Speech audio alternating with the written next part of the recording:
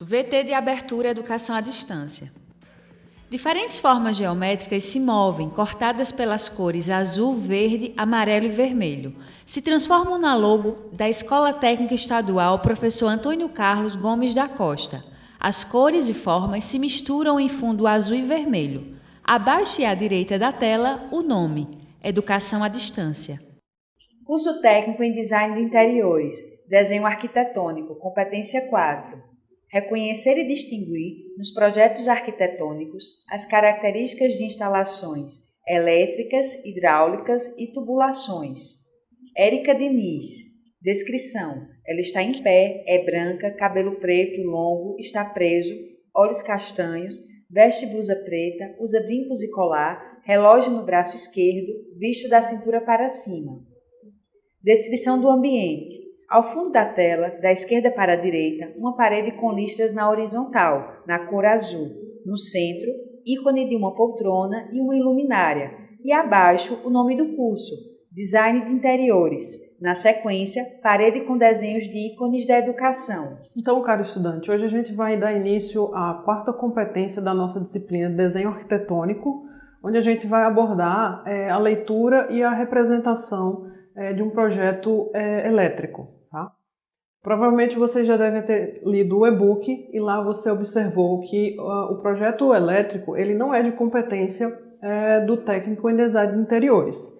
O design de interiores ele pode adicionar pontos elétricos ou fazer uma relocação dos pontos elétricos, mas o projeto propriamente dito ele é de competência de outros profissionais como arquitetos e engenheiros elétricos. Então, nessa quarta competência, o que é que a gente vai focar? A gente vai focar em como você consegue identificar os elementos do projeto elétrico, né, através da legenda, como a gente viu lá na norma 5410, e você vai poder também ali tentar mover, digamos assim, relocar esses pontos, como a gente faz essa indicação numa planta baixa. Tá? Uma outra coisa importante que você tem que observar do projeto elétrico é que a base dele, ela parte da planta baixa com o layout. Não adianta a gente fazer um projeto elétrico sem ter essa base ali, né, dos ambientes, né, de onde está a disposição do mobiliário e dos equipamentos para poder fazer esse projeto elétrico. Então a gente vai ver em planta baixa como se dá essa representação e como vocês podem estar aplicando a legenda, né, da NBR num projeto elétrico. Vamos ver? Então, aluno, como eu tinha falado para vocês, o projeto elétrico ele tem que partir da planta baixa de arquitetura. Caso você tenha feito o levantamento arquitetônico ou receba uma planta baixa ou do cliente ou de um profissional como arquiteto ou engenheiro, você vai utilizar essa planta baixa como base para o projeto elétrico. Né? No caso aqui, a gente está utilizando uma planta baixa de uma residência, né, composta aí por 2 dormitórios, uma sala, uma copa, cozinha, um banheiro e área de serviço. Tá? Então, partindo aí para a alocação dos pontos, tá? Seria essa segunda planta aqui, onde a gente tem o quê? A gente tem a separação dos circuitos elétricos, tá, da residência pelos ambientes. Aqui a gente não tem o layout, como eu tinha comentado anteriormente, mas é interessante que vocês partam dessa alocação dos pontos de luz e de tomadas a partir da planta de layout.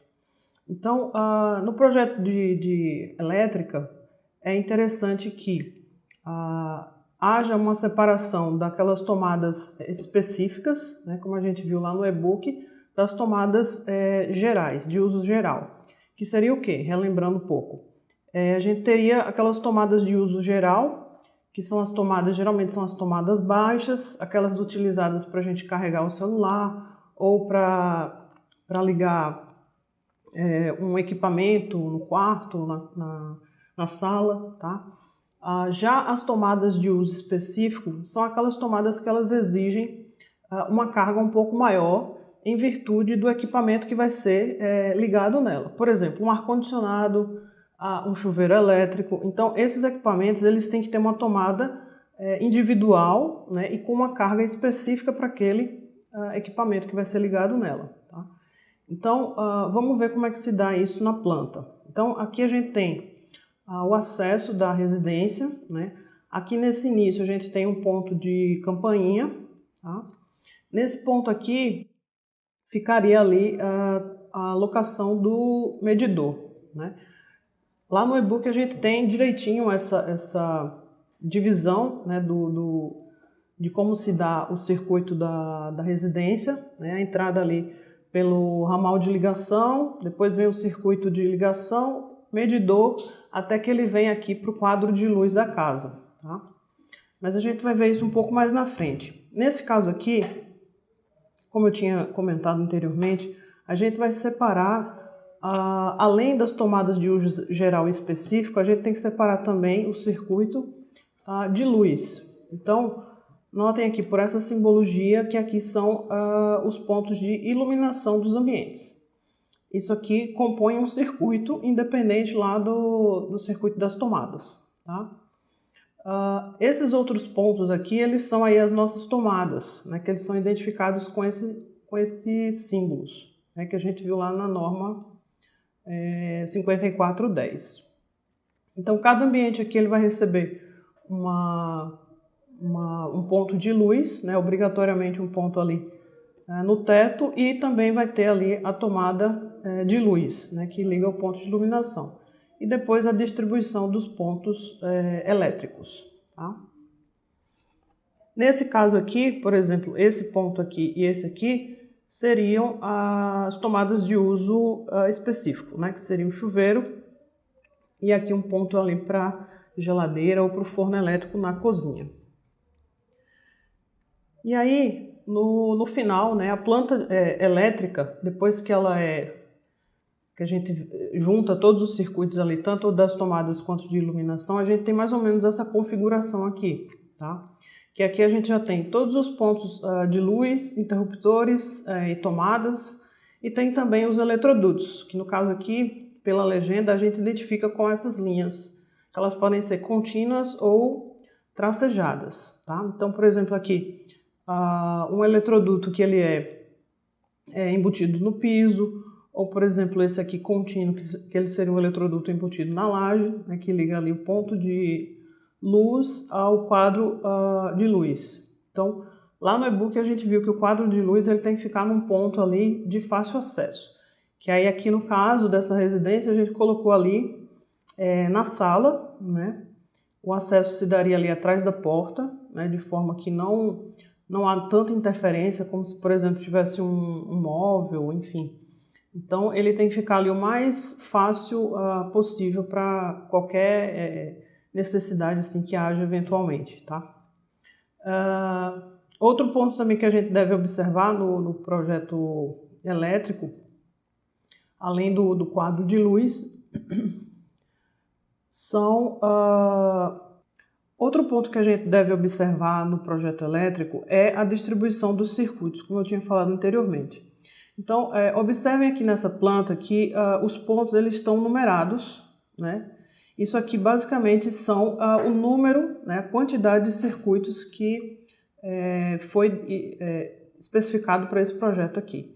Então, além de separar as tomadas de uso geral e específico, a gente tem que separar também os circuitos, que aí eles podem ser por ambiente, ou a gente pode separar ali pelas funções da casa, enfim, ou do escritório. No caso dessa residência aqui, a gente separaria aí os circuitos das áreas social, que aí poderia entrar sala e dormitórios, e um outro circuito que englobaria ali a área de serviço, como, por exemplo, copa, cozinha e área de serviço. Isso é para que, se houver qualquer problema na instalação elétrica, não haja um corte total ali da energia da residência, né? Se tiver um problema em um circuito, que ele não afete o circuito ali complementar. Tá? Então, há essa necessidade ali de separação dos circuitos. Então, aqui a gente teria, por exemplo, a sala está com circuito 3, o dormitório também está com circuito 3, Já nesse outro caso aqui, o dormitório está junto com o circuito do banheiro, né?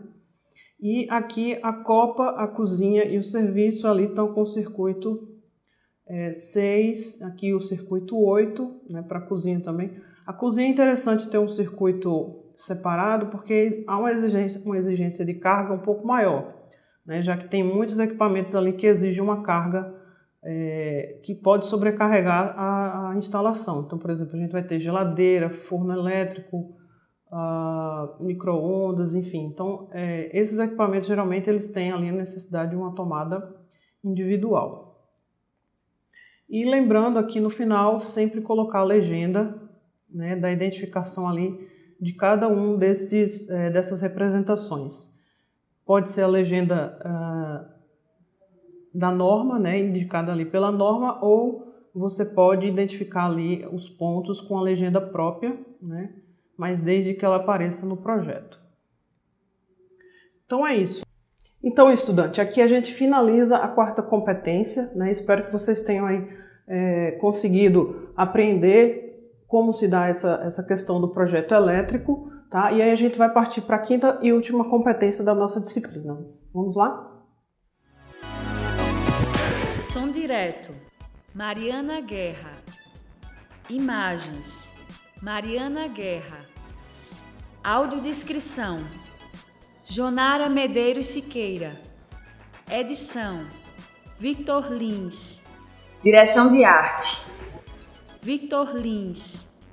Professor autor, Érica Diniz.